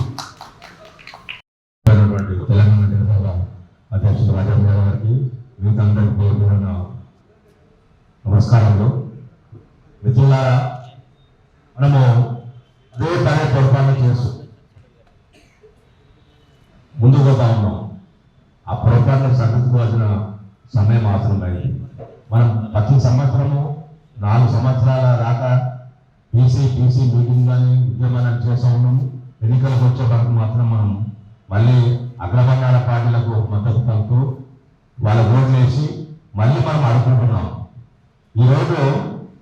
ఇదే కాంగ్రెస్ పార్టీ రానికి కారణం ఎవరు? మనమే కదా. ఈ పార్టీకి సపోర్ట్ చేసింది మనమే, దాన్ని ఆ ఓట్లు వేసింది మనమే, అధికారం ఇచ్చింది మనమే. దాని కాంగ్రెస్ పార్టీని అయితేనే మోసం, దాన్ని తెలిసి కూడా మళ్ళీ మనం మోసం చేయడం. వాళ్ళు మంచి క్లారిటీ ఉన్నారు. అధికారం కోసం వాళ్ళు 40% రిజర్వేషన్ అన్నారు. కామారెడ్డి డిక్లరేషన్ ఎంత వచ్చిందో చూడండి. మీకు చెప్తే నమ్మరని మన బీసీ నాయకుడు ముఖ్యమంత్రి సిద్ధరామయ్య, కర్ణాటక ముఖ్యమంత్రి సిద్ధరామయ్య తీసుకొచ్చి బీసీ డిక్లరేషన్ ఆయన తెప్పించారు. ఎందుకంటే మీకు చెప్తే నమ్మరని అట్లా చెప్పించి ఓట్లు వేయించుకొని ఈరోజు రాహుల్ గాంధీ పార్లమెంట్ ఏమో పునగణన చేయాలంటారు. ఇక్కడ మీరు వెనుపేసలో పెట్టి అమలు చేయాలి కాంగ్రెస్. అసలు మరి కాంగ్రెస్ పార్టీ జాతీయ పార్టీ వేరే, తెలంగాణ కాంగ్రెస్ పార్టీ వేరేనా, లేకపోతే రెండు ఒకటేనా? నిజంగా రాహుల్ గాంధీకి నేను పార్లమెంట్ పునగణనను సమర్థిస్తున్నందుకు, మాట్లాడుతున్నందుకు నేను అభ్యర్థిస్తూనే, మీరు మేనిఫెస్టోలో పెట్టి మీరు ఎలక్షన్లో ఓట్లు వేయించుకొని అధికారంలోకి వచ్చినటువంటి తెలంగాణలో మేనిఫెస్టోలో పెట్టి హామీ ప్రకారం 40% రిజర్వేషన్ చేయడానికి మీకున్న అభ్యంతరం ఏంటి? అసలు రేవంత్ రెడ్డి వ్యతిరేకిస్తుందా, లేకపోతే కాంగ్రెస్ పార్టీ హైకమాండ్ వ్యతిరేకిస్తుందా, లేకపోతే దీన్ని అడ్డుకుంటుంది ఎవరు? అడ్డుకుంటున్న తొలగించే దమ్ము శక్తి మీకుందా? రేవంత్ రెడ్డిని మరి రేవంత్ రెడ్డి ఈ తెలంగాణలో ఉన్నటువంటి రెడ్లా మరి ఎవరు అనేది కూడా రాహుల్ గాంధీ సమాధానం చెప్పాల్సిన అవసరం ఉంది. మీకు నిజంగా కనుక చిత్తశక్తి ఉంటే ఈ 42% రిజర్వేషన్ పునగణన చేసి తెలంగాణలో అమలు చేయడానికి మీరు ఏం చర్యలు కార్యాచరణ చేస్తారో బహిరంగంగా ప్రకటించాలి. లేదా మేము మోసం చేశాము అని చెప్పి మీరు దేశాలుగా చెప్పాలి. లేదా మీరు పార్లమెంట్ లో కొట్లాడినంత మాత్రాన మిమ్మల్ని ఎవరు నమ్మరు. ఎందుకంటే మీరు ఎన్నికల్లో ఓట్లు వేయించుకుని అధికారంలోకి వచ్చిన తెలంగాణలో ఇది చేయకుండా ఎవరు చేరని నేను మరోసారి తెలియజేసి, అదేవిధంగా ఈరోజు మేధావులు చేస్తున్నటువంటి కోదండ రామరెడ్డి గారు, అదేవిధంగా కొంతమంది ముఖ్యంగా వ్యక్తులు కూడా ఈరోజు నేను బహిరంగంగా మనకు ప్రశ్నిస్తున్నాను. మార్పు అన్నారు. మార్పు అంటే ఒక కులం పరిపాలించేది ప్రజాస్వామ్యం అనేది ఇది రెడ్డి రాజ్యమా, ఇది రెడ్డి ప్రభుత్వమా, లేకపోతే ఈ ప్రజాస్వామ్యమా? ప్రతి ఒక్క దాంట్లో నిన్న చూడండి, నిన్న 5 అడిషనల్ డీజీపీ ప్రమోషన్ వస్తే అందులో 3 ఒక్కరు కూడా బీసీ లేరు. అందులో 2 రెడ్లు, ఒక బ్రాహ్మణులు, వేరే ఫార్మర్ క్యాస్ట్. ఎంత ఘోరం చూడండి. ప్రతి ఒక్క దాంట్లో అసలు దుర్మార్గంగా వ్యవహరిస్తా ఉన్నారు. ఒక రెడ్డి ప్రభుత్వం లాగా నడుస్తా ఉన్నారు. కోదండ రామరెడ్డి మార్పు కావాలని చెప్పి అందరినీ మీటింగ్ పెట్టి ఓట్లేస్తావు కదా, ఇదేనా మార్పు? ఇలా ఎందుకు మాట్లాడలేదు? ఇలా 40% రిజర్వేషన్ అమలు చేయమని ఇలా రేవంత్ రెడ్డిని ఎందుకు ఒత్తిడి చేస్తలేదు? నీకు దమ్ముందా? కుట్రాత రామాయపడచ్చు ముసుకేసుకొని వేరేమనే ముసుకేసుకొని ఇలా మోసం చేస్తావు. ఇలాంటి వ్యక్తులందరినీ కూడా నడి ప్రజల్లో నిలదీయాల్సిన అవసరం ఉంది. వీళ్ళని తల్లిదండ్రులు కొట్టాల్సిన అవసరం ఉంది. వీళ్ళు పేదలు కాదు, వీళ్ళు పేదలు ముసుకేసుకున్నటువంటి మోసగాళ్ళు కులబెచ్చిగాలని ఈ సందర్భంగా తెలియజేస్తా ఉన్నాను. మిత్రులారా, మనము మనం మళ్ళీ ఒకసారి ఎలక్షన్లో మోసపోయినాం. మనం ఒక వెలుమని నుంచి ఒక రెడ్డి అధికారంలోకి రావడానికి మనం పనిచేస్తాం తప్ప మనం ఎట్లా అధికారంలో రావాలని కృషి చేయలేదు. అది ఇలా మనం చేసిన తప్పు. ఇక్కడైనా ఎప్పటికైనా మీరు మిత్రులని చెప్తా ఉన్నాను. మీరు ఒకరిని పిలిచి ఒకరిని అధికారంలోకి ఎక్కడానికి మీరు పనిచేయకండి. మీరు ఎమ్మెల్యేలు కానీ మీ బీసీలను నాయకులను చేయండి, బీసీలు ముఖ్యమంత్రి చేయడానికి ప్రయత్నం చేయండి. కానీ సౌకర్యం వచ్చింది. తెలంగాణలో ప్రతి విద్యార్థి అయిపోయింది. యావత్తు తెలంగాణ ఉన్న ప్రతి ఒక్కరిని ఒక తెలంగాణ వాదం కదిలించింది కాబట్టి ఖచ్చితంగా తెలంగాణ సిద్ధించింది. ఎవరో ఒకరి కోసం ఎవరో ఒకరు పోరాటం చేస్తే మాత్రం తెలంగాణ రాలేదు. ప్రతి ఒక్కరూ తెలంగాణలో ఏ ప్రాంతంలో చూసినా కూడా ప్రతి ఒక సంస్కృతంలో విప్లవం ఎట్లా వచ్చిందో ఆ విధంగా ఒక విప్లవాత్మకమైన మార్పు వచ్చింది తెలంగాణ వాదం. కాబట్టి తెలంగాణలో వచ్చింది ఏ విధంగా వచ్చిందో కొట్లాడితేనే వచ్చిందని మన సాంబశివరావు చెప్పింది. కాబట్టి ఖచ్చితంగా ఈరోజు బీసీ డిక్లరేషన్ ప్రకటించాలి, కామారెడ్డి డిక్లరేషన్ ప్రకటించాలని మహత్తర ఉద్యమం చేస్తున్న రాజారామన్న మహత్తర ఉద్యమం చేస్తుండ్రు. దానికి ఎందుకంటే ఖచ్చితంగా కాంగ్రెస్ ప్రభుత్వం ఇచ్చింది, మేనిఫెస్టోలో పెట్టింది. ఏమని పెట్టిందంటే ఖచ్చితంగా బీసీ డిక్లరేషన్ అమలు చేస్తాం, కామారెడ్డి బీసీ డిక్లరేషన్ అమలు చేసిన తర్వాత మాత్రమే స్థానిక ఎన్నికల్లోకి మేము వెళ్తామని చెప్పింది. కాబట్టి ఈ రోజు ఆ మాట తప్పుతుంది. కాబట్టి యావత్ తెలంగాణలో ఉన్న బీసీ సంఘాలు మాత్రం ఒక ఐక్యంగా వచ్చి ఒక ఏకతాటి తీసుకొచ్చి ఇదే నినాదంతో బీసీ డిక్లరేషన్ అమలు చేస్తే మాత్రమే స్థానిక సంస్థల ఎలక్షన్లకు వెళ్ళండి, లేకపోతే ఇందాక మా అన్న చెప్పిండు తెలంగాణ వ్యాప్తంగా ఉన్న ఎన్ని బీసీ సంఘాలు ఉన్నాయో ఆ బీసీ సంఘాలు అమలు దీక్ష కూలుకుంటాయని చెప్పారు. ఆ దిశగా పోరాటం చేయాలి. ఆ దిశగా పోరాటం చేసినప్పుడు మాత్రమే మనం ఆ బీసీ డిక్లరేషన్ చేసిన కాంగ్రెస్ మీద ఒక ఒత్తిడి తీసుకొచ్చి బీసీలో ఉన్న నాయకులందరూ కూడా బీసీ యావత్ సమాజం కూడా ఒత్తిడి తీసుకొచ్చి ఆ బీసీ డిక్లరేషన్ అమలుపరిచే దిశగా మనందరం పోరాటం చేయాలి. ఆ పోరాట దిశగానే మనం పోరాటం చేయాలి. కానీ కూర్చొని ఎక్కడో ప్రశ్నలు పెట్టుకొని ఎక్కడెక్కడ చేసుకుంటే కలవరాదు. ఏదైతే ప్రజాక్షేత్రం తెలుసుకోవాలి, ప్రజలకు ఒక విషయం చెప్పాలి. మనం ఏం చేస్తున్నాం, మన ఈరోజు కాంగ్రెస్ పార్టీ ఏమి హామీ ఇచ్చింది బీసీ డిక్లరేషన్ 42% రిజర్వేషన్ ప్రకటిస్తాను చెప్పింది. ఎందుకు ఈ రోజు ఇవ్వలేకపోతుంది? ఈ రోజు చూస్తుంటే ఆ పేపర్లో ఈ పేపర్లో వస్తుంది, స్థానిక సంస్థలు వస్తున్నాయని చెప్తుంది, దగ్గరలో పడుతున్నప్పుడు నువ్వు ఏ రిజర్వేషన్ పాలవుతావు, బీసీల మీద ఏ రిజర్వేషన్ పాలవుతావు, స్థానిక సంస్థలో ఏ రిజర్వేషన్ పాలవుతావు అనేది స్పష్టంగా లేదు.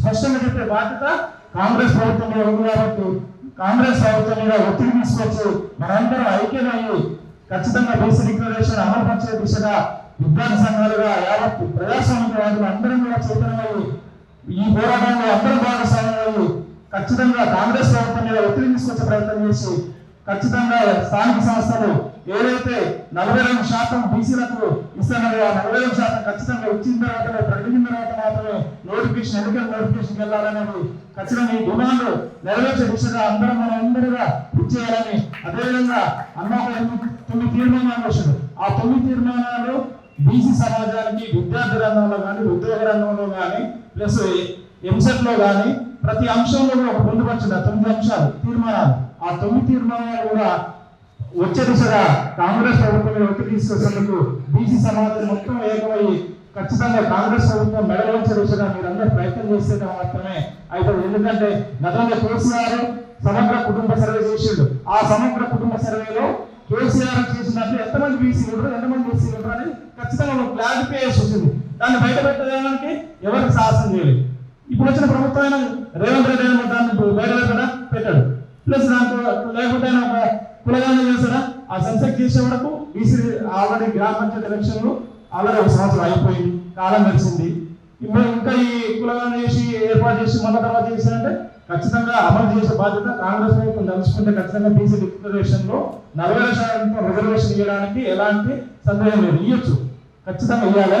ఇవ్వకపోతే మాత్రం బీసీ కుల సంఘాలు కానీ విద్యార్థి సంఘాలు కానీ తెలంగాణలో ఉన్న అన్ని ప్రజాస్వామిక వాళ్ళు దీని మీద ఫైట్ చేసి ఖచ్చితంగా దీన్ని కాంగ్రెస్ ప్రభుత్వాన్ని మెడలు వంచైనా రేపు ఇందిరా పార్క్లో జరుగుతున్న బీసీల సత్యాగ్రహ దీక్షలో మనం అందరం పాల్గొనాలని చెప్పి విజ్ఞప్తి చేస్తూ నెక్స్ట్ కార్యాచరణ మనము కామారెడ్డి డిక్లరేషన్ అమలయ్యేంత వరకు స్థానిక సంస్థల ఎన్నికలకు ముందే 42% రిజర్వేషన్ సాధించుకోవడానికి అనేక కార్యక్రమాలు చేయాల్సి ఉంటుంది. అవసరమైతే మన సంఘం నుంచి మనం అందరం కూడా ఆమరణ నిరాదీక్షలో కూర్చోవాల్సి ఉంటుంది. ఆమరణ నిరాదీక్ష చేయడానికి వెళ్ళుకోము. ఒకవేళ రేవంత్ రెడ్డి స్థానిక సంస్థల ఎలక్షన్లు పెట్టదలుచుకుంటే మన శవాల మీద నుంచి నడిచి పెట్టాల్సి ఉంటుందని చెప్పి రేవంత్ రెడ్డి ఇక్కడ హెచ్చరిస్తున్నాము. రేవంత్ రెడ్డి గారు కాబట్టి మీరు వీరుగా బీసీ రిజర్వేషన్ ఏర్పడతాము, మేమేదో వీళ్ళని ఏమారుస్తామని అనుకుంటే మాత్రం అంత ఈజీ కాదు. రాహుల్ గాంధీ గారి గౌరవాన్ని నిలబెట్టుకోవాల్సిన అవసరం ఉంది.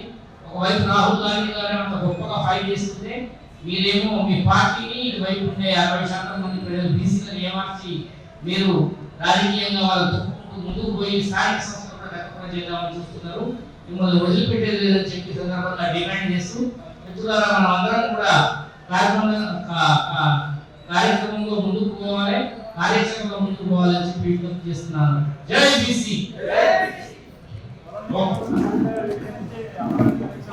కరీంనగర్ కూర్చోవాలి, అక్కడ హైదరాబాద్ కరీంనగర్ 10 జిల్లాలో మనం కూర్చోవాలి.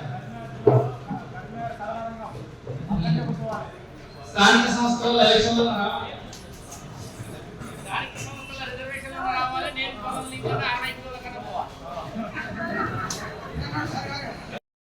సోదరులు భిక్షపతి అన్న, శ్రీహర్ అన్న, అలాగే చాలా మంది సోదరులు ఉన్నారు.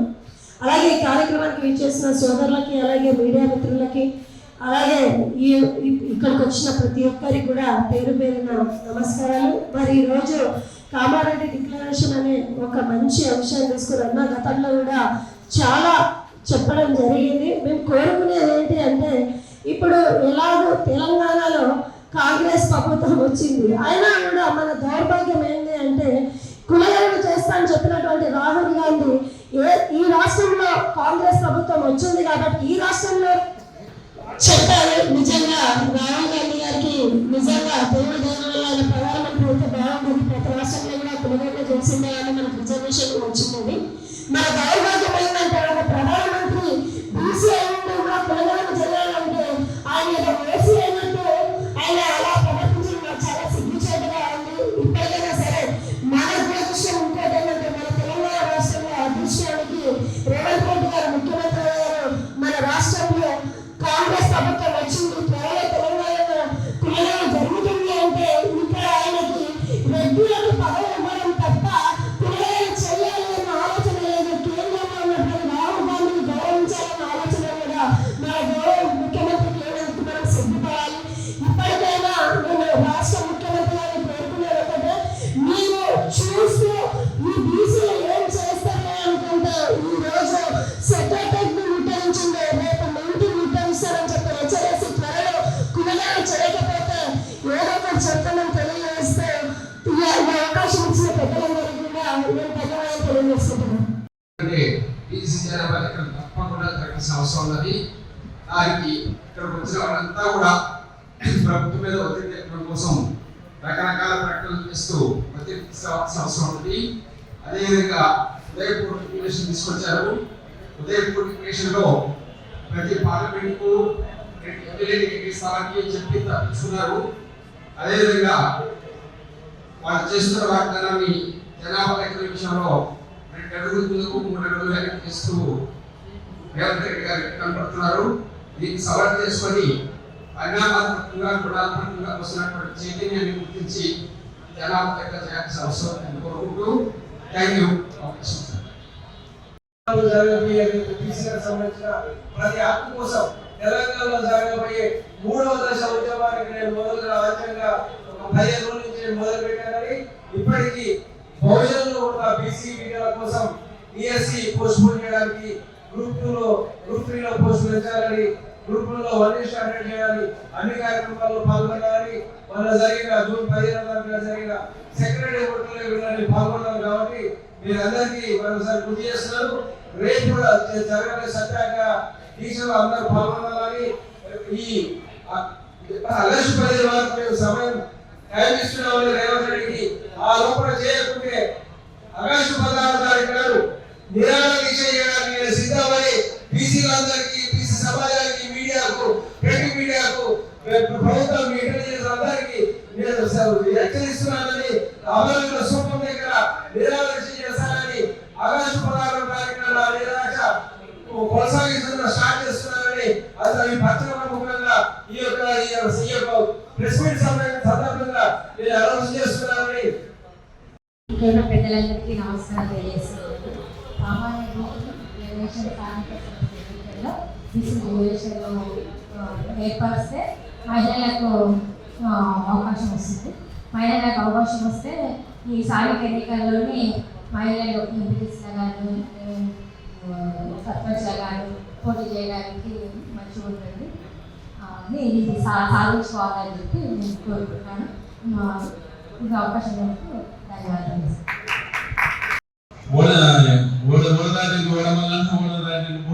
అనే పేరు మీద ఈ అందరి బీసీలని అత్యంత దారుణంగా మోసం చేస్తా ఉన్నారు. ఈ మోసం ఎక్కువ రోజులు కొనసాగలేదు. రేవంత్ రెడ్డి గారు మీరు ఇనిషియేటివ్ తీసుకొని ఈ విషయంలో సీరియస్ చేయకపోతే అనుమానం ప్రతి ఒక్క బీసీ వ్యక్తి నేను ద్వేషిస్తారు.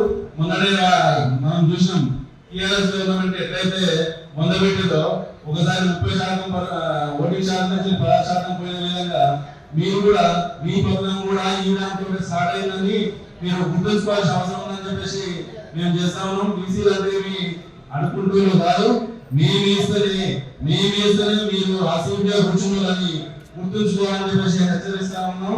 బీసీలో ఎవరైనా సరే ఎక్కడ ఉన్నా సరే ఏ పార్టీలో ఉన్నా ఏమైనా మీరు ఒక విషయాలతో మనం ఎవరికి వేస్తున్నాం, ఎందుకు వేస్తున్నాం, వీళ్ళు వేస్తే మనకి ఏం చేస్తున్నారు అనే విశేషాలతో ఓటేయాల్సిన అవసరం ఉంటుంది.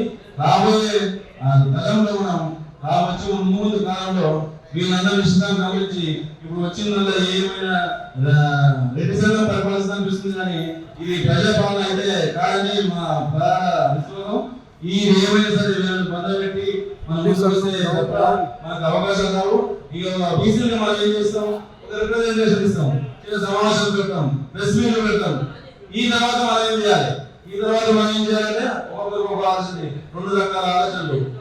అంటే ఇప్పుడు సివిల్ వాళ్ళైతే మనం మీరు సామాన్యంగా ప్రేమతోటి మధ్యతోటి చెప్తే ఇదకుంటే రేపొద్దు మీరు బస్తాదాలు కట్టాలా, లేకపోతే మేము పోయి వాస్తు ధ్వంసం చేయాలా, ఎటువైపు బొమ్మంటుందో మీరు తెలుసుకోవాలి, ఈ గవర్నమెంట్ తెలుసుకోవాలి. మమ్మల్ని ఎటువైపు పంపిస్తారు, మంచి వైపు నిలబెట్టిస్తే అది మీ వంతే, చెడు వైపు మార్చాలి, అది మీ నిర్లక్ష్యం అని చెప్పేసి హెచ్చరిస్తూ పిలుస్తున్నాను.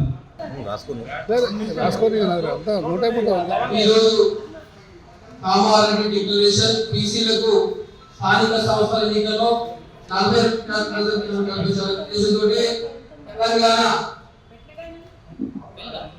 తెలంగాణ బీసీ సంక్షేమ సంఘం అధ్యక్షులు అన్న మేకపోతుల నరేంద్ర గారి ఆధ్వర్యంలో నిర్వహించిన ఈ కార్యక్రమానికి ఇచ్చేసిన ప్రతి ఒక్కరికి పేరు పేరున ధన్యవాదాలు తెలియజేస్తూ, ఇప్పటికీ స్వాతంత్రం వచ్చి 75 సంవత్సరాలు కూడా ఇంకా మన రిజర్వేషన్లు మన చట్టసభలో సాధనలో పోరాడుతూనే ఉన్నాము. మన కేసీఆర్ గవర్నమెంట్ ఈరోజు రేవంత్ రెడ్డి గవర్నమెంట్ కామారెడ్డి కాంగ్రెస్ ప్రభుత్వం ప్రకటిస్తుంది. ఇప్పుడు ఆ ప్రభుత్వం మీద మనం పోరాడాల్సిన సందర్భం వస్తుంది. అంటే మనం ఏ కారణం అని ఆలోచించాల్సిన అవసరం తెలియజేస్తున్నాం. ఇప్పటికైనా మనం బీసీలో ఏకమై ఖచ్చితంగా ఈ రిజర్వేషన్ కోసం పోరాడాలని ఈ సందర్భం తెలియజేస్తూ, ఈ రోజు నిన్న మొన్నగా రేవంత్ రెడ్డి ఆయన ఇచ్చిన హామీని రైతు బంధు 2 లక్షలు ప్రకటించి హామీని నెరవేర్చాడు. అదే కామారెడ్డి డిక్లరేషన్ అభివృద్ధి నిర్వహిస్తే బీసీ చెయ్యనామై 4 ఏళ్ల ఉద్దేశంతో అది రాహుల్ గాంధీ ఇచ్చిన ప్రకటనను ఆపి ఈ బీసీల మీద ఆయన చేస్తున్న కుట్రని సందర్భం తెలియజేస్తున్నాం. అదేవిధంగా రాహుల్ గాంధీకి బీసీల మీద ఉన్న ప్రేమ ఉంటే అదే రేవంత్ రెడ్డికి బీసీ పదవి వచ్చిందని బీసీకి ఒక ముఖ్యమంత్రి పదవి ఇవ్వలేడా, ఒక దళితుడికి ముఖ్యమంత్రి పదవి ఇవ్వలేడని ఈ సందర్భంగా తెలియజేస్తున్నాను. ఈ అవకాశం ఇచ్చిన పెద్దలందరికీ ధన్యవాదాలు తెలియజేస్తూ ముగిస్తున్నాను. Thank you.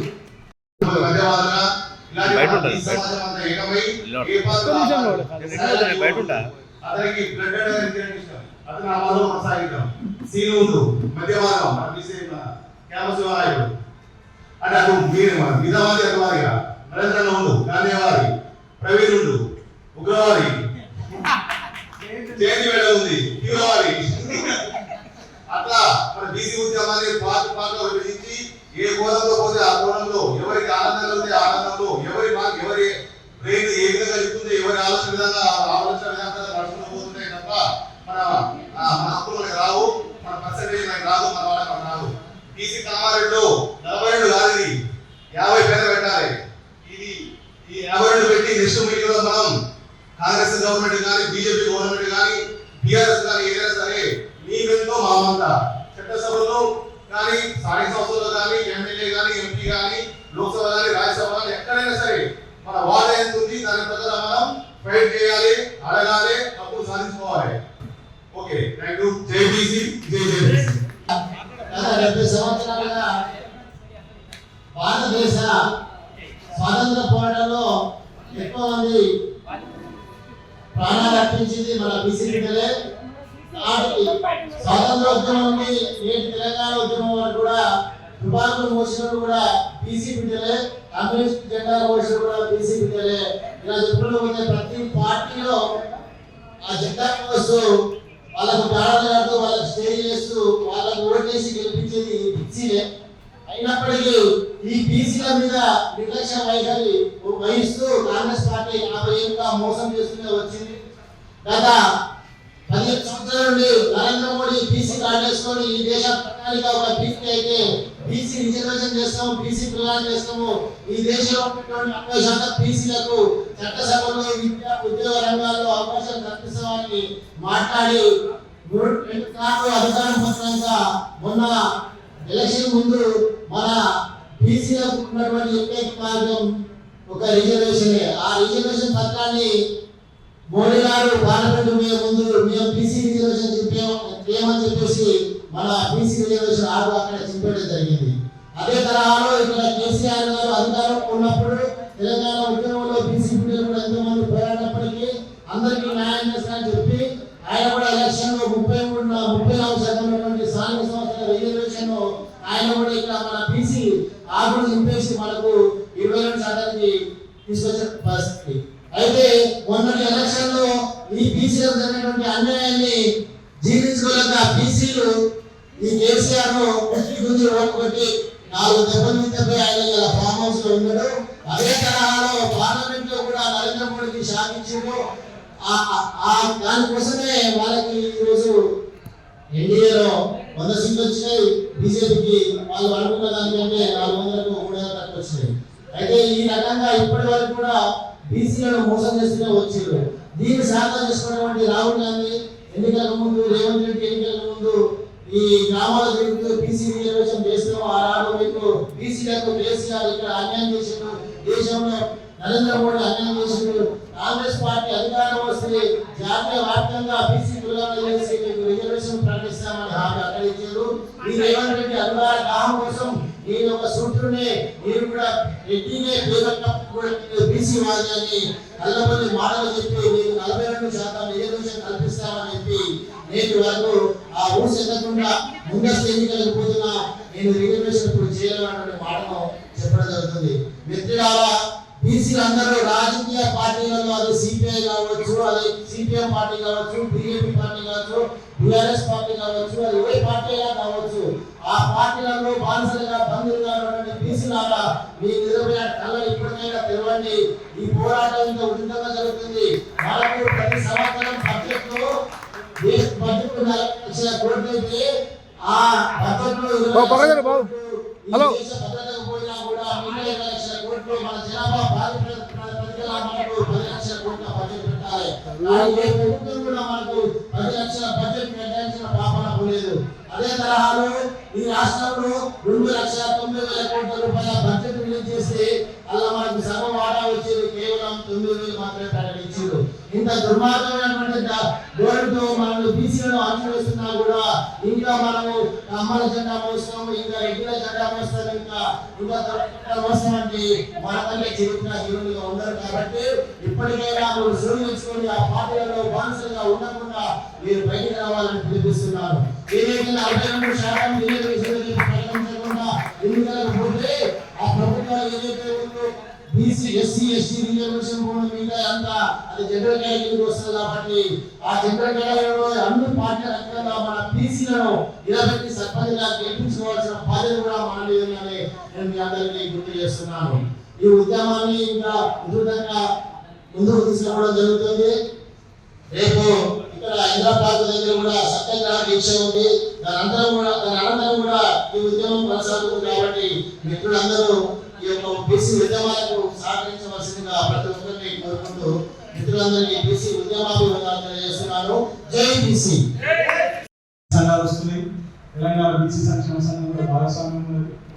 అక్కడ కొంచెం భోజనాలు, నీళ్లు ఏర్పాటు చేయడం కోసం నేను పోవాల్సింది కనుక కొంచెం నాకు ముందుగా అవకాశం ఇవ్వని చెప్పేసి కోరుతున్నా.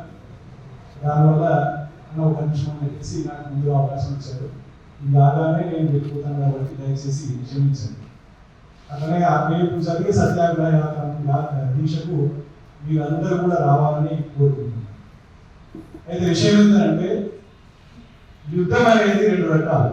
మనం ఒక స్వాతంత్ర పోరాటం తీసుకున్నా, ఇక్కడ తెలంగాణ ఉద్యమం తీసుకున్నా. స్వాతంత్ర ఉద్యమంలో గాంధీ పోరాటం ఒకటి, గాంధీ పంద, తర్వాత భగత్ సింగ్ పంద ఒకటి. ఇక్కడ తెలంగాణలో కూడా కేసీఆర్ ఏమో గాంధీ పందాలు పోతే మేము భగత్ సింగ్ పందాలు. గాంధీ ఏమో నిరాహార దీక్ష రూపంలో పోతే భగత్ సింగ్ బాంబుల రూపంలో ఇక్కడ మేము కూడా బాంబుల కథలు. కాబట్టి యుద్ధం అనేది 2 రకాలు. ఒకటి సాయుధ మిలిటెంట్ పోరాటం, 2 శాంతియుత మిలిటెంట్ పోరాటం. ఈ రెండింటిలో సాయుధ మిలిటెంట్ పోరాటం కూడా ఇప్పుడైతే లేదు. కనీసం శాంతియుత మిలిటెంట్ పోరాట రూపమైన ఇప్పుడు ఉన్నదంటే ఇప్పుడు అది కూడా లేదని చెప్పుకోవాలి. ఇంకా మనం ప్రారంభించలేదు. సమావేశాలు, సభలు, సదస్సులు కేవలం భావ ప్రచార దశలో ఉన్నాం. అంతేకాదంటే చిన్న చిన్న దీక్షలకు ఆందోళనకు సంబంధించిన అంశాలతో ఉన్నాం. ఒక దీర్ఘకాల పోరాటంలో ప్రచారం అనేది గ్రంథమైన పోరాటం, ఆందోళన అనేది పోరాటం, మిలిటెంట్ పోరాటం అనేది ప్రత్యేక సందర్భాలలో వస్తుంది. ఎట్లా అంటే ఇప్పుడు మనకు 42% ఇస్తారని కామారెడ్డి డిక్లరేషన్ లో పెట్టి ఇవ్వకపోవడం వల్ల ఇవాళ మనం సీరియస్ గా మిలిటెంట్ రూపం తీసుకోవాల్సిన అవసరం ఉంది. చట్టసభలో మన వాటా కోసం దీర్ఘకాలిక పోరాట రూపం, ప్రచారం పోరాట రూపం అంటే మన పాదయాత్ర కూడా చేసాం. వాళ్ళు హామీనే ఇవ్వలేదు కనుక పోరాట రూపం దీర్ఘకాలిక చట్టసభలో మన వాటా కోసం ఉంటుంది.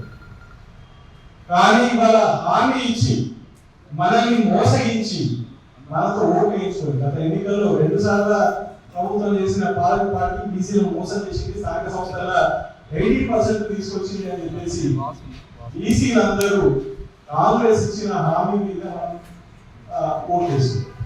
ఇంకోవైపు ఇవాళ కూడా కాంగ్రెస్ పార్టీ అధినాయకుడు రాహుల్ గాంధీ పార్లమెంట్ లో పోరాటం చేస్తున్నారు. కుల జనగణన జరపాలన్నందుకు కులం ఏదో నీది తెలియదు అని చెప్పేసి అవమానకరమైన పరిస్థితి ఆయన చెప్పేసి అవమానాన్ని మనం ప్రతిఘటించాల్సిన అవసరం లేదు. రాహుల్ గాంధీ అక్కడ మనం రక్షణ ఇవ్వాల్సిన అవసరం లేదు. దాని అనువాదాలు వైఖరి నిరసించాల్సిన అవసరం లేదు. మేము ఎంతమంది మాకంతా వాడాలని మనం నినాదించినప్పుడు రాహుల్ గాంధీ జిత్నా ఆబాది ఉత్నే హక్ ఉత్న భాగదారు.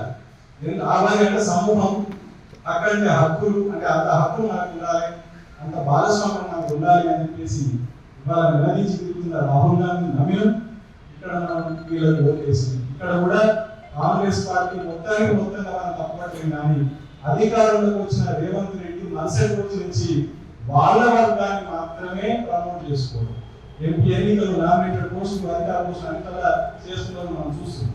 కాబట్టి మనల్ని మోసగించినందుకు తీవ్రమైన ప్రతిఘటన ఉండాల్సిందే. తర్వాత శాంతియుత పోరాట రూపాల సాయుధ పోరాట రూపంలో పోరాటం చేయడానికి మన జైలు బాంబులు తుపాకులు ఉంటాయి. కాబట్టి శాంతియుత పోరాట రూపంలో పాదయాత్రలు, ప్రచార కార్యక్రమాలు, చిన్న చిన్న వినోద దీక్షలు, సత్యాగ్రహ దీక్షలు, అనుకుంటే ఫైనల్ ఆమరణ దీక్ష. తెలంగాణ ఉద్యమంలో అయితేనేమి మార్గదండుల ఒక అంశం సాధించింది ఏబీసీల వర్గీకరణ. చివరిగా ఏమైనా కావాల్సింది. కానీ ప్రారంభం పాదయాత్రలు, తర్వాత ఆమరణ దీక్షలు, ఇవాళ ఇష్యూ కన్నా సాగినాయి. ఇవాళ చూస్తే చాలా మంది మన బీసీ సంఘాలను చిన్నగా చేసి మాట్లాడుతున్నారు. కానీ నాకు ఆయన పెదవులు చూస్తే నా పెదవులు దాటం ఉంది, నా హృదయం లేకపోతే నరేంద్ర మోడీ లేచిపోతుంటుంది. కానీ అన్న మనం 45 మంది వెళ్తాం, మా ఆఫీసులో వెళ్తాం, దీని సంగతి ఏదో తెలుసుకున్నామని చెప్పేసి నాకు సోదరుడు యాదయ్యులు మిగతా వీళ్ళందరూ యాదవ్ అవ్వాలి, మేము చేయగలిగేది మేము చేస్తాం. దానికోసం కృష్ణ మార్గం చేసినట్లయితే మార్గదర్శక కార్యకర్తలు ఈ ప్రభుత్వాలు ఏ స్థాయిలో పోరాటం చేసిందో అట్లా బయట మీరు పోరాటం చేయొచ్చు. మాతో పాటు మీరు దీక్ష కూర్చుంటే ఎంతో మంది ప్రజలు, బీసీలు ప్రజలు రోడ్ల మీదకి వస్తారు. వాడు చేయకపోతే బోర్డులో ఉంటాడు, చేస్తే మంచోడు. కానీ నాకేం సంతోషం, మనం అప్పుడు ఇక్కడ ఈ ప్రభుత్వాన్ని కాపాడుకుంటాం, దాంతో పాటు కేంద్రంలో కూడా రాహుల్ గాంధీ కాపాడుకుంటాం. బీజేపీ మీద మన యుద్ధం కొనసాగుతుంది. వాస్తవానికి మనం పాదయాత్ర చేసిన 400 కిలోమీటర్లు నేను నరేంద్ర గౌడ్ సాగినాను. మేమందరం పాదయాత్ర చేస్తున్నప్పుడు 400 కిలోమీటర్ల పాదయాత్ర విరామ సభ ప్రకటించి విరామ సభ నుంచి నేను నెక్స్ట్ ఢిల్లీకి పాదయాత్ర పెట్టుకున్నాం అనుకున్నాం. కానీ ఇవాళ మనం ఢిల్లీ పోవడానికి ముఖం లేకుండా చేసే పరిస్థితి. ఇక్కడనే మా ఇంటి ముందు శవం ఉంది కనుక మనం ఢిల్లీ పోవడానికి అవకాశం లేదు. కాబట్టి మా ఈ సమస్య పరిష్కారం చేసిన తర్వాత మీతో యుద్ధం కాదు రేవంత్ రెడ్డి, మా యుద్ధం మోడీతో యుద్ధం ఉంటుంది అనేది మనం చాటి చెప్పాల్సిన అవసరం ఉన్నది. బీసీ సంఘాల ఆత్మగౌరవాన్ని చాటి చెప్పాల్సిన అవసరం లేదు. మా శవాల మీద ఈ ఎన్నికలు జరపని చెప్పేసి సవాలు చేయాల్సిన సందర్భం మనకు వచ్చింది. కాబట్టి ఈ అంశం మీద ప్రధానంగా ఫోకస్ పెడితే అప్పుడు మనం నిజంగా రాజకీయ నాయకులు మన మంత్రులు చెప్పినట్టు. కానీ మనం ఏమి చేయకుండానే మీరు పని చేయండి ఏం పని చేయాలో కూడా మాకు అర్థం కాని పరిస్థితి కనుక మనం ఈ పని చేద్దాం. రేపు ఆమరణ దీక్షకు నేను నరేంద్రపై సిద్ధమవుతున్నాం. మీరందరూ కూడా ఎవరెవరు సిద్ధంగా కోసం అశోక్పై సిద్ధమవుతున్నాడు మా చెప్తాం. కాబట్టి ఎంతో మంది సిద్ధమవుతున్నారు. పాదయాత్రలు కూడా అడుగుతున్నా మాట్లాడే ముందే అనుకోలేకపోయాను. అప్పుడు పంచాయతీ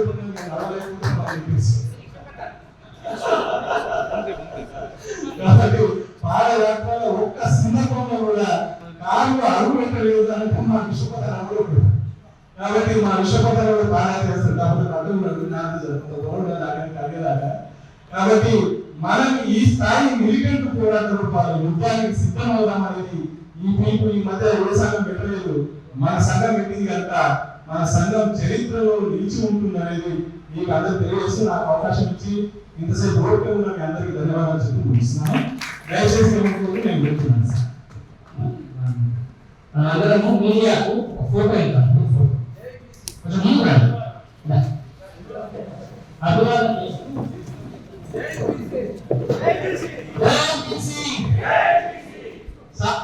స్థానిక సంస్థల్లో 42% రిజర్వేషన్లు.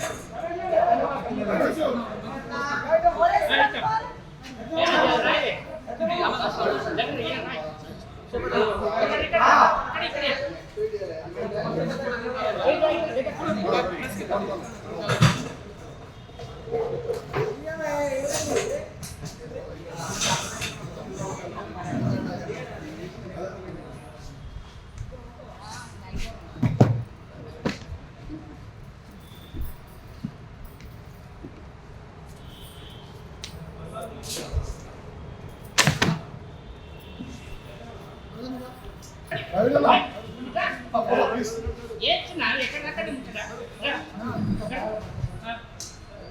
కాదు జరసేపు ముగ్గురు జరసేపు టేబుల్ నిలబడలేదేమే మీరు అన్నా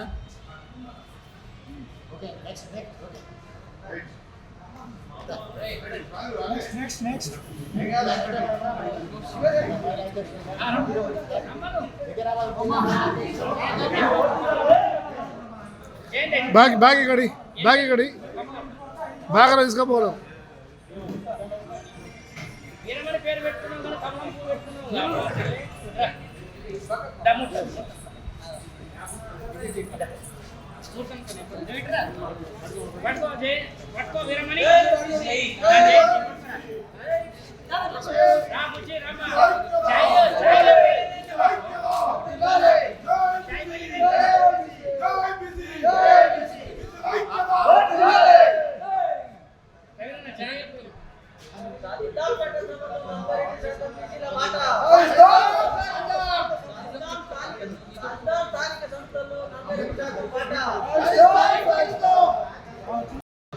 ఏ పంపిన అన్ని పంపిన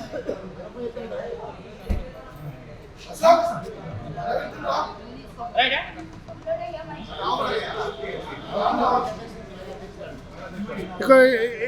ఇక్కడ చూడం